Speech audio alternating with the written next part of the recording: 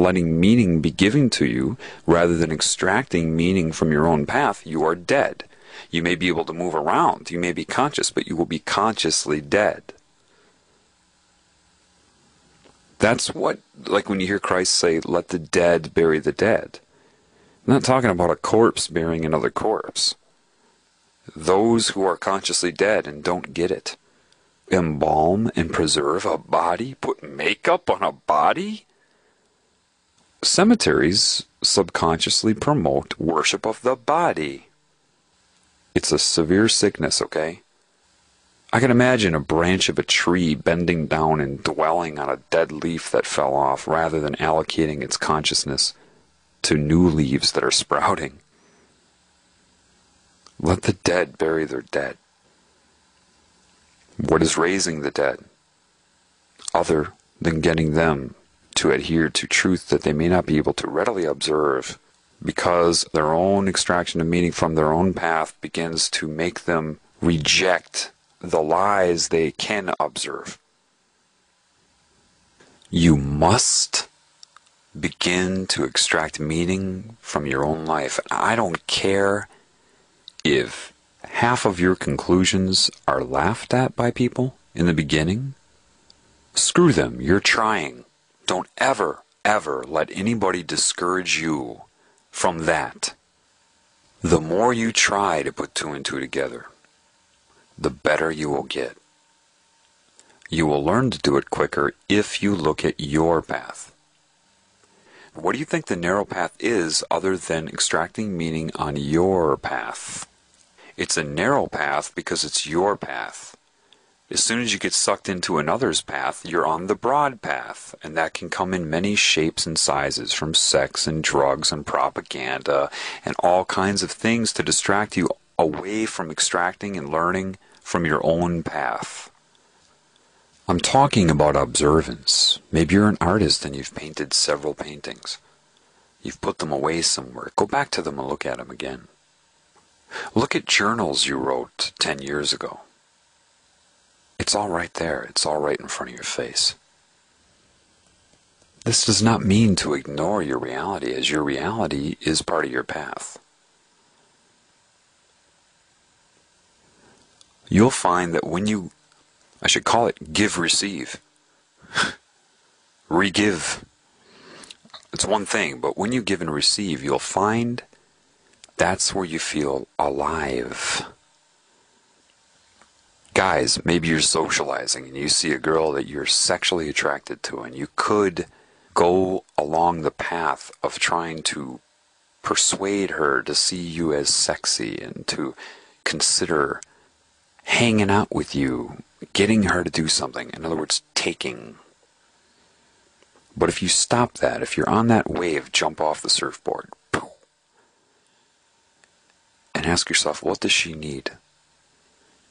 I'm a guy, I know how guys manipulate. Would it help her spirit if I actually took the time to listen without any strings?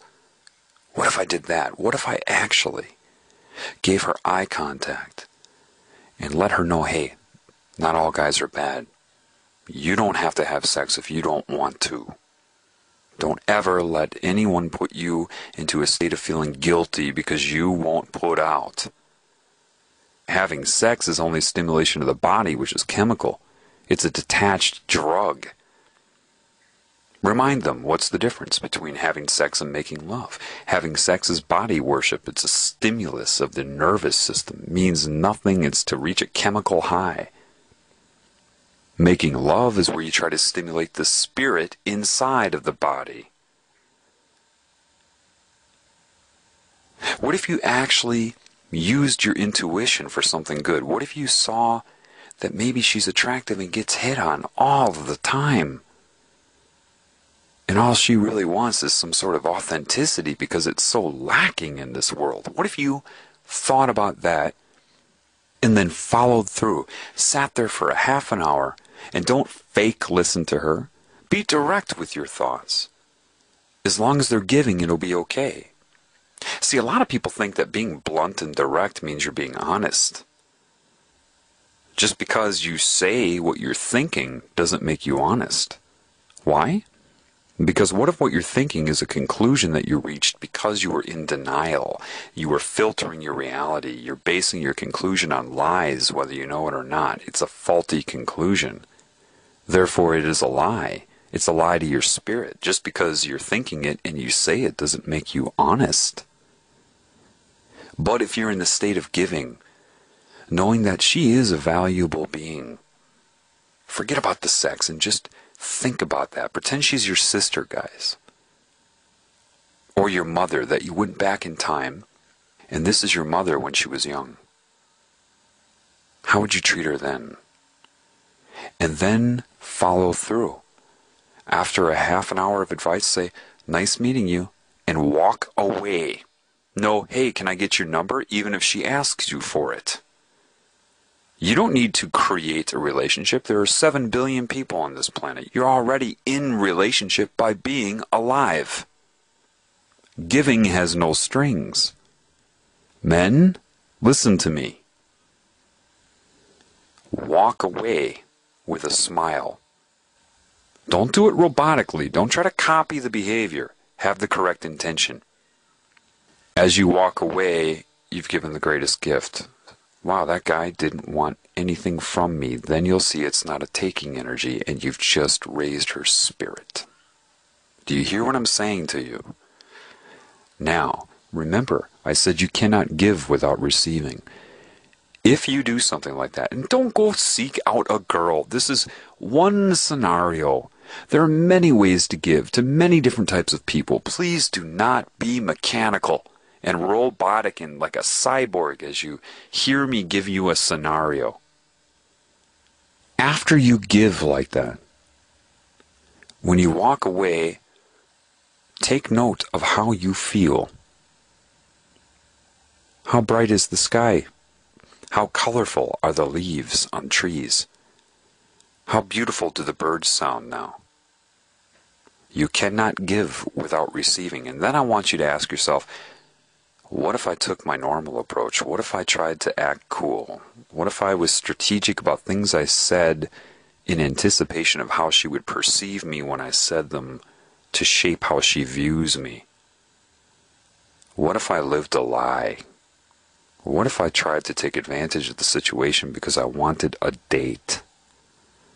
Would I feel, and be honest with yourself here, would the birds sound as beautiful to me right now? Would I notice what I'm noticing right now?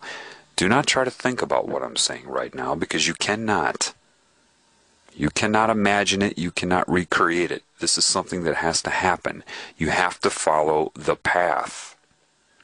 Then, and only then, will you be able to take note of how you feel.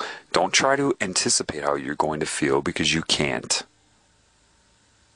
I'm just telling you that after you give in any way, a true gift has no strings, has no motive, isn't premeditated, isn't calculated in the brain. It happens. Why will it happen? Because if you're in the state of love and wanting to know thyself, you will be positioned into a situation that will allow you to do it. I am absolutely 100% sure and certain about that. Don't ask me how, just trust me. In other words, you don't have to seek out the situation. Do you hear me? If you truly want to know yourself, I promise you, you will be put into a situation where you will be allowed to give. You will not be forced to give. You will have your free will, because that which will put you in that position extends free will. Do you hear me? You must understand, step by step, rehabilitation. If you want to know thyself, part of knowing thyself is giving, because what you truly are is a giver, whether you can remember that or not. If you intend to know yourself, which is a derivative of God, before you can know God, you have to know yourself. They're one and the same.